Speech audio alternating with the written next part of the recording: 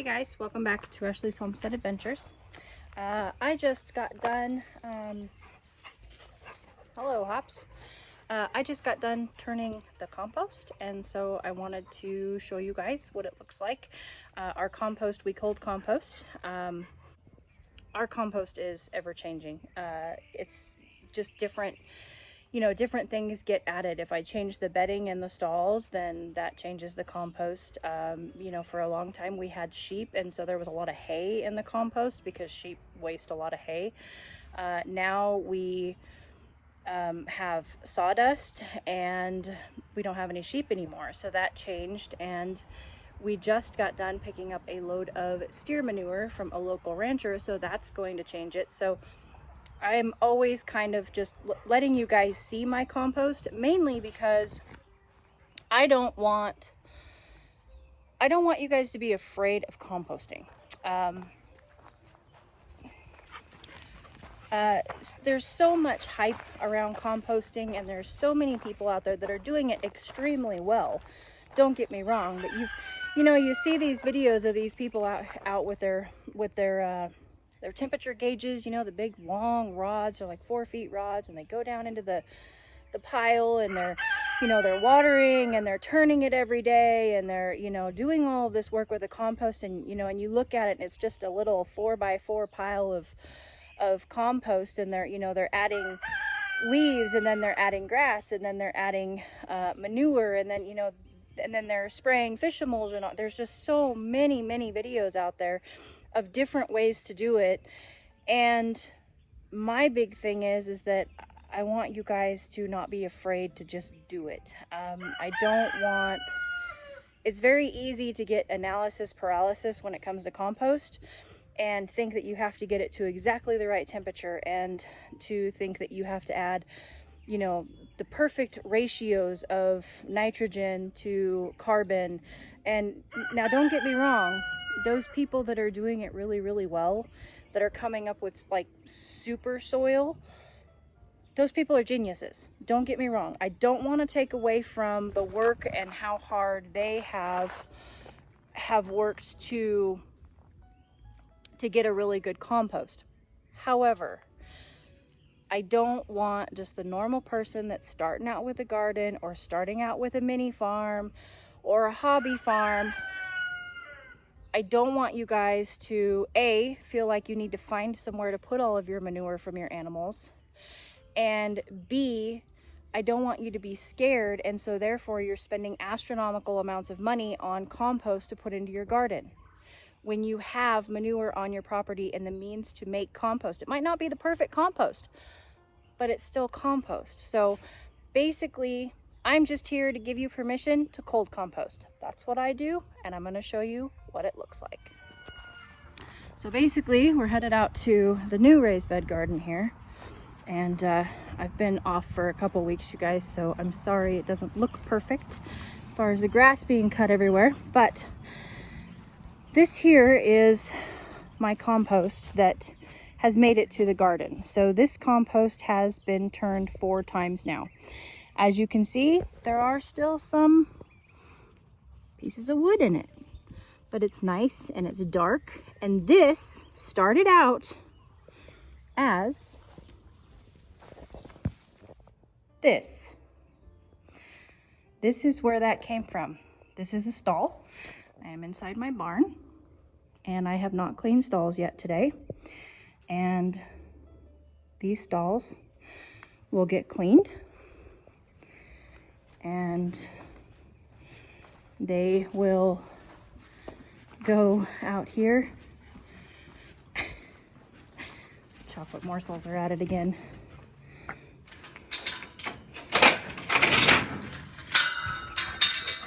Whoa.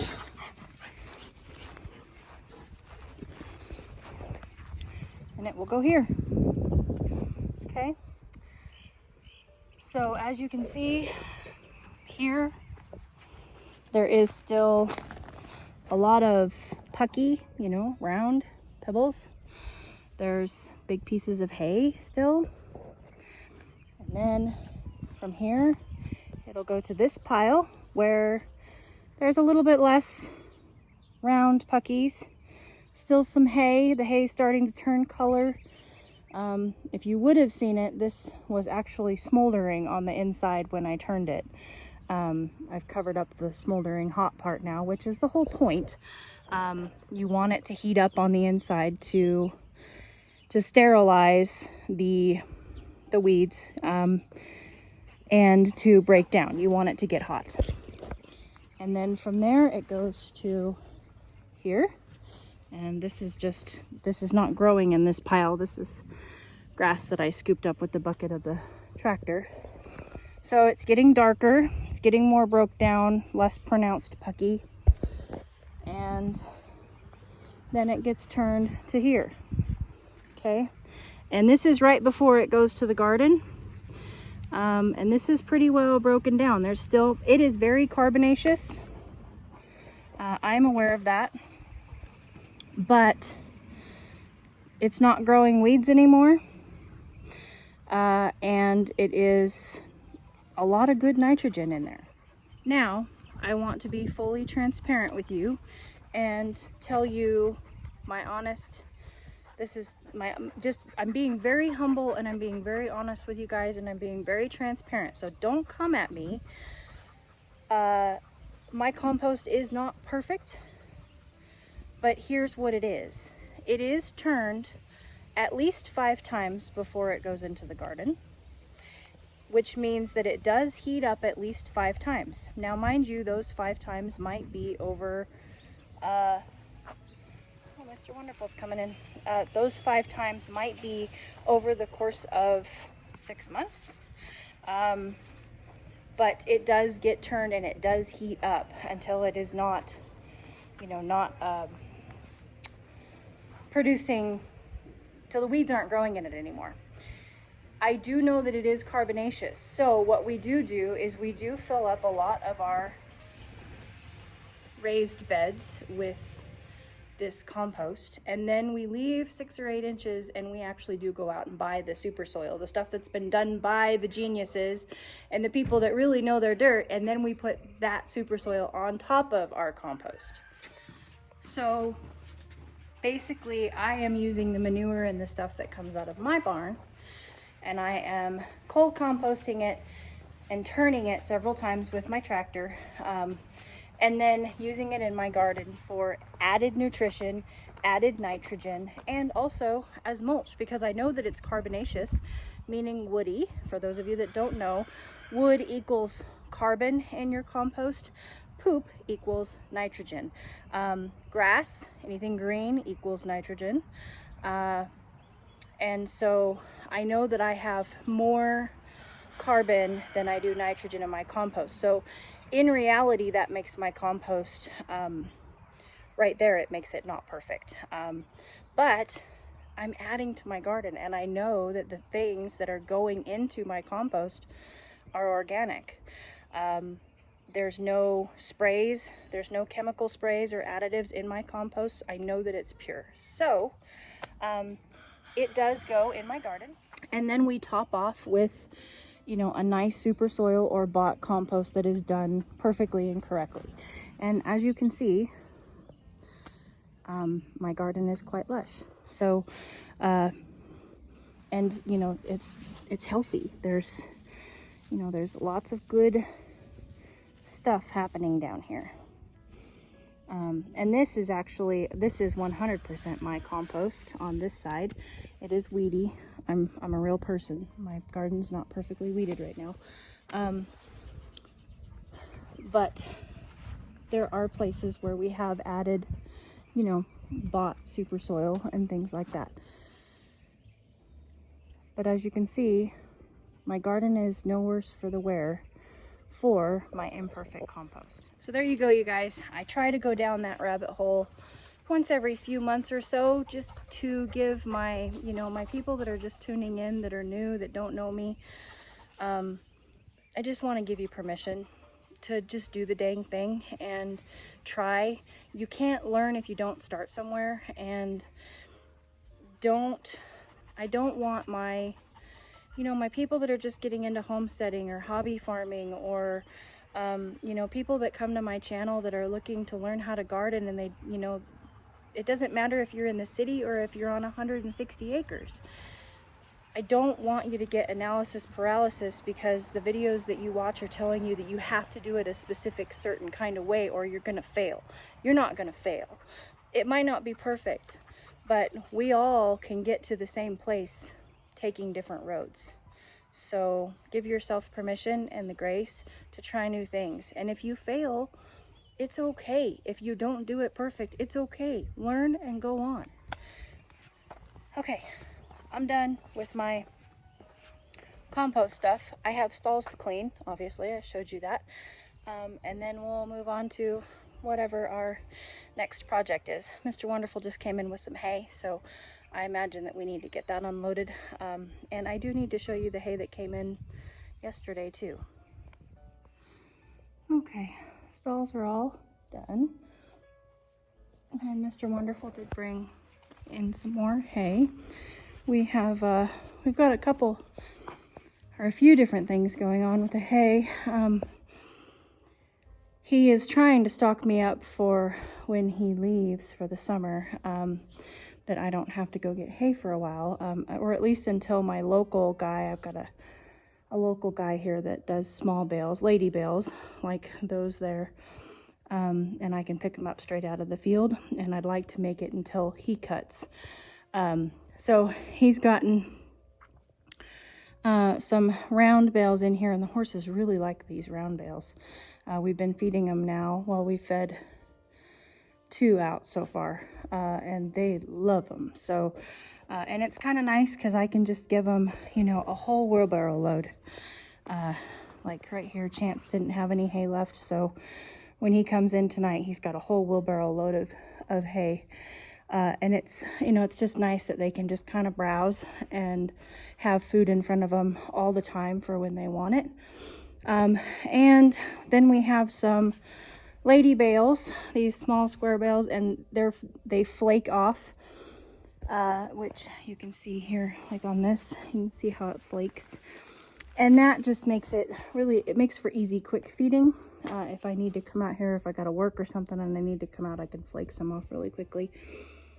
And Gracie has kind of started getting a little bit pickier in her old age, so we are trying some different kinds of hay for her. And this is really expensive, but this is bagged Timothy hay that she seems to be liking right now. And so that is just Gracie hay right there. She's a spoiled girl, and she's an old lady. She gets what she wants. So now I'm gonna get grains made up, and then we'll go out and we'll check on the teenagers and see how they're doing.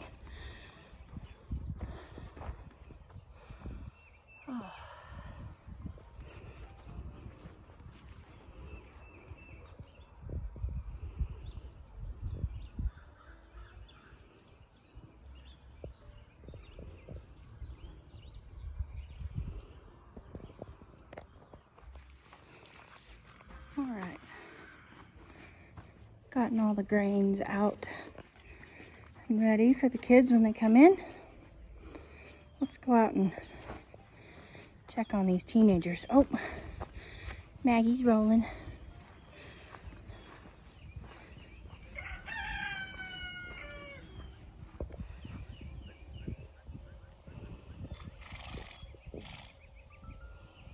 Almost made it.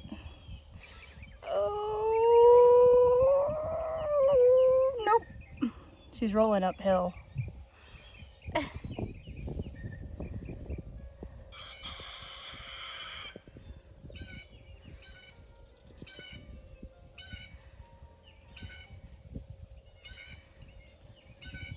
She can usually make it all the way over.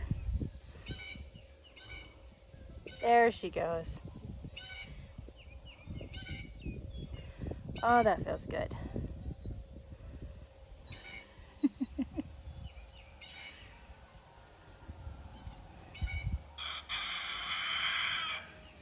Loving her pasture time.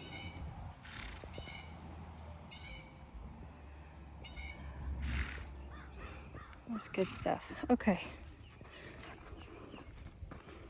Let's go check on these teenagers.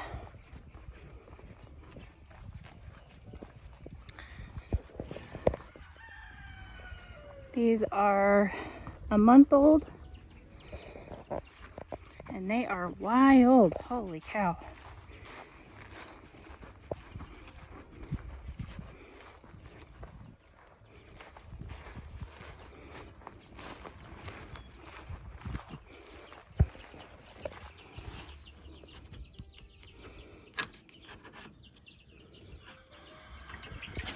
Oh boy. Hi babies. Hi guys. Oh, they're wild. So wild. Hi guys. It's okay. It's okay.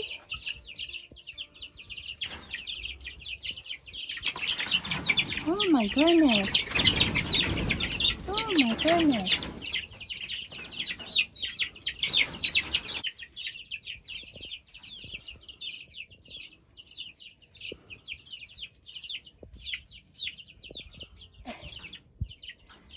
Oh, they're so cute. Looks like they're doing good.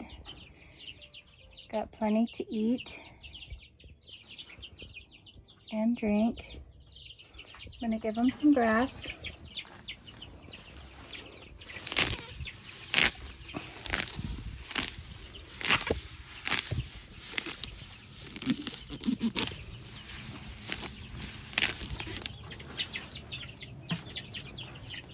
All right. It's mostly barred rocks in there, but there's a few of my olive eggers. I can see that I got a lavender orpington in there. And a couple of the olive egger Moran crosses. So that's good because I need to add to that flock, but most are barred rocks that will raise out for meat. They're growing quickly. They are only 4 weeks old, so growing quickly.